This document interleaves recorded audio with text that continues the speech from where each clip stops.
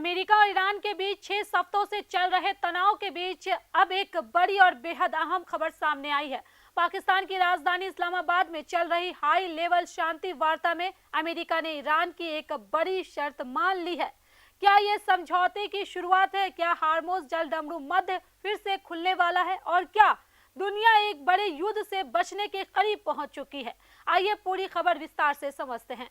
आदाब, नमस्कार, आप देख रहे हैं मंथन टुडे। मैं हूं आपके साथ ओज़मा। न्यूज एजेंसी रॉयटर्स की रिपोर्ट के मुताबिक ईरानी सूत्रों ने दावा किया है कि अमेरिका, कतर और अन्य अंतर्राष्ट्रीय बैंकों में जमा ईरान की अरबों डॉलर की संपत्ति को रिलीज करने के लिए तैयार हो गया है। ईरान ने इस कदम का स्वागत किया है और इसे गंभीर बातचीत की दिशा में सकारात्मक संकेत बताया है। यानी साफ है, अब तक जो बातचीत सिर्फ बयानबाजी तक सीमित थी, वो अब ठोस डील की दिशा में बढ़ती दिख रही है। इस पूरे घटनाक्रम का सबसे बड़ा असर पड़ सकता है हार्मोज जलडमरू मध्य पर। याद रखिए, दुनिया के करीब 20% तेल का ट्रांसपोर्ट इसी रास्ते से होता है। ईरान पहले ही संकेत दे चुका है कि अगर उस पर लगे प्रतिबंध हटाते हैं तो हार्मोज को खोलने की संभावना बढ़ सकती है। लेकिन इसके साथ ही ईरान की शर्तें भी साफ है। स्टेट ऑफ हार्मोज पर उसका कंट्रोल बना रहे और युद्ध में हुए नुकसान का मुआवजा मिले। यानी कि डील आसान नहीं है, लेकिन रास्ता खुलता जरूर दिख रहा है। इस वक्त पूरी दुनिया की नजरें पाकिस्तान की राजधानी इस्लामाबाद पर टिकी है, जहां दोनों देशों के शीर्ष नेता मौजूद हैं। अमेरिका की तरफ से उपराष्ट्रपति जेडी वेंस, ट्रंप के विशेष दूत स्टीव विटकॉफ और ईरान की तरफ से संसद अध्यक्ष मोहम्मद बाकिर कालीबफ और विदेश मंत्री अब्बास अरागची। इतना ही नहीं, दोनों देश के प्रतिनिधि मंडल के विमान सीधे अमेरिका एयरबेस पर उतरे, जहां पाकिस्तान के सेना प्रमुख आसिम मुनीर और विदेश मंत्री इशाक डार ने उनका स्वागत किया। यानी पाकिस्तान इस पूरे गेम में मध्यस्थ की बड़ी भूमिका निभा रहा है। अगर ये बातचीत आमने सामने होती है तो ये 2015 के बाद पहली सीधी बातचीत होगी। आपको याद दिला दें कि 2015 में ही ईरान और अमेरिका के बीच न्यूक्लियर डील हुई थी, लेकिन 2018 में डोनाल्ड ट्रंप ने उस समझौते को खत्म कर दिया था। इसके बाद हालात इतने बिगड़ गए कि ईरान के सुप्रीम लीडर आयतुल्लाह खामेनेई ने सीधे बातचीत पर रोक लगा दी थी। अब करीब एक दशक बाद फिर से दोनों देश आमने सामने आने की तैयारी में है।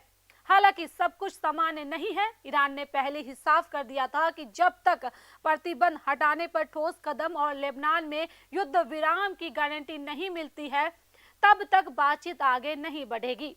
ईरान का कहना है कि इजराइल के हमलों में करीब 2000 लोग मारे जा चुके हैं और यह मुद्दा बातचीत से अलग नहीं किया जा सकता।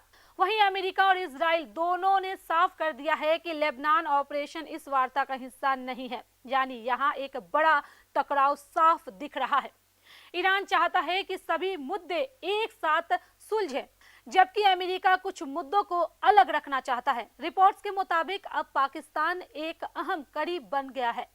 ईरान के वरिष्ठ नेता ने बताया है कि पाकिस्तान ईरान की मांगों पर अमेरिका की शुरुआती प्रतिक्रिया देगा। अगर ईरान उस प्रतिक्रिया से संतुष्ट होता है, तभी दोनों देश के बीच सीधी बातचीत शुरू होगी। इस बीच अमेरिकी राष्ट्रपति डोनाल्ड ट्रंप का एक बेहद तीखा बयान सामने आया है। उन्होंने कहा है कि ईरानियों के जिंदा होने का एकमात्र कारण बातचीत करना है।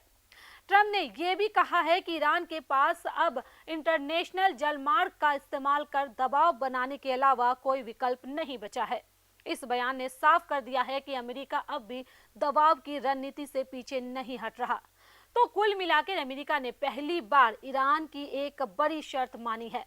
बातचीत का रास्ता खुलता दिख रहा है, लेकिन कई बड़े मुद्दे अब भी अटके हुए हैं।